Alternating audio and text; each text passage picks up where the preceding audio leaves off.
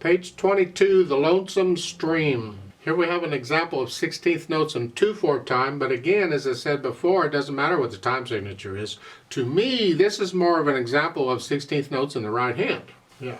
So as I said, 2/4 time, two flats in it. Now this happens to be in the key of G minor. So I can't remember what scales we've done and what key signatures we've studied, but you need to be doing, and I guess if you're going to give you minor keys, you need to be doing the minor scales. So but I don't know about that. At least make sure you can do the scale for B flat major. That has 2 flats in it. Make sure you can do that scale.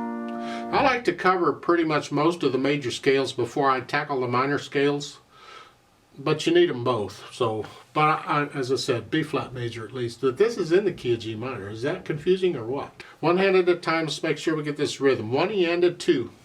1 E and a 2 and.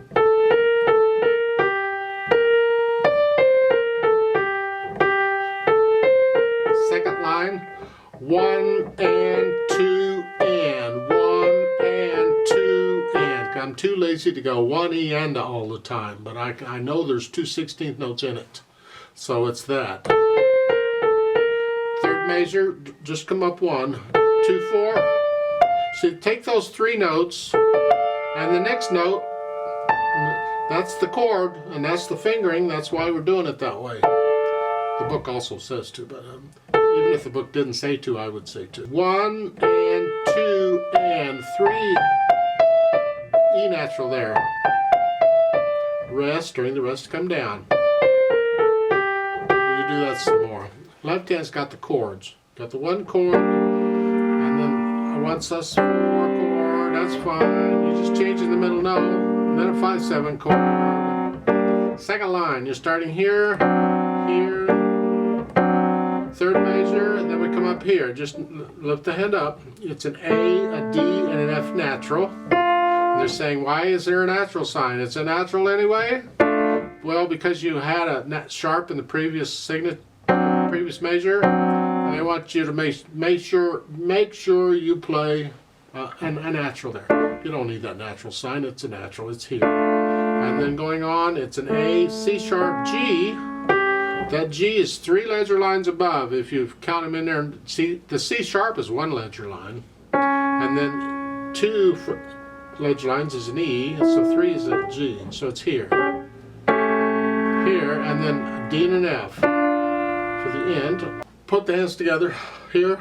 Now again, when you first put the hands together, you may have to skip the rhythm. Just focus on getting the hands together, and you can see in the music when the hands play at the same time. You're here, here, and you're doing this, and then they play together here, and they play together here, and here, and here. So you work on that. Then go back and see if you can get the rhythm. 1 and 2 and 1 and 2 and 1 E and something like that. So you put the hands together at whatever speed you need. You go nice and slow. Then go back and get rid of the hesitations. It's got to be a steady beat, wherever it is. Once you can do that, we can add in the slurs. Well, you can't connect repeated notes anyway. That's fine. The chords, connect them as best you can. In the second line, you get slurs and some staccatos. Just make sure lift up between these slurs. The staccatos, I'm hinging here. And then back to what you were doing at the beginning. There's a poco rid at the end. You slow down a little bit. How a little bit? I don't know. A little bit. Now a little bit about phrasing. They didn't give you any phrase markings. They're just slurring stuff together. Again, that tells you can't play it staccato. You got to connect it. But I think you should put in the phrasing. I'd like to hear the phrasing. And it seems to me in this, it's like the phrases are every 2 measures. It's here. And it leads into the next phrase. And then And then up here. Now that maybe if you don't like that, then maybe it's all 4 measures as a phrase at the beginning.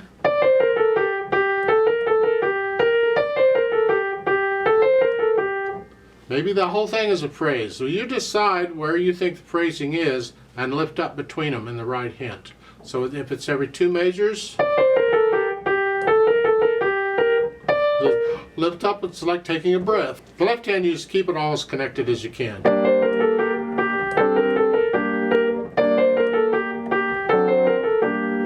But if you want the whole line to be a phrase, then you're going to connect it all together. In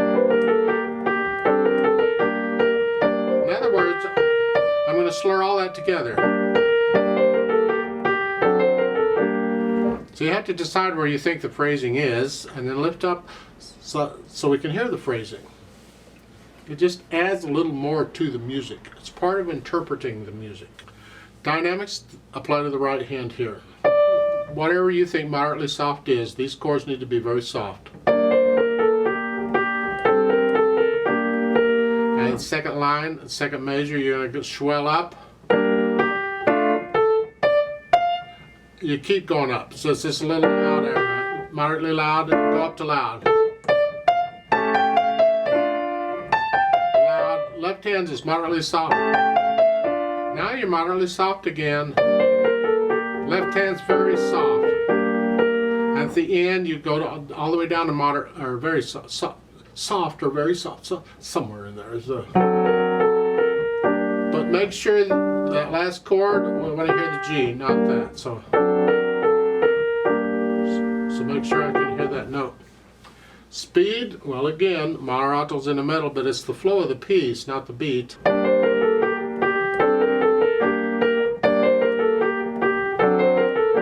See, these 16th notes got to move a little bit. I mean, you're not going to slow it down some. I mean, that sounds slow. Even though these are moving, it still sounds slow. So you've got to go a little faster than that.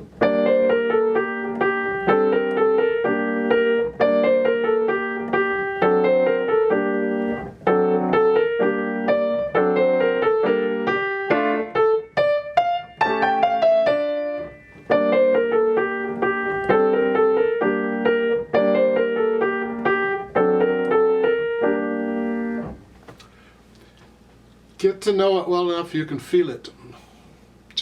And then you can experiment with the dynamics and feel the dynamics. I like to play it with you after you learned it. Go learn it. Come back, play it with me. We'll check the notes and the rhythm.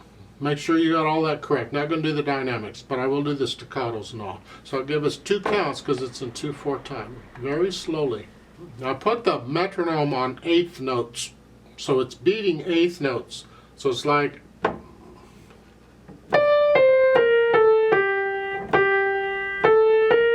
Make sure you can play it that fast before you try it with me. I'll give us 2 quarter notes to start. So it's 1 and go and then we go. 1 and go and 1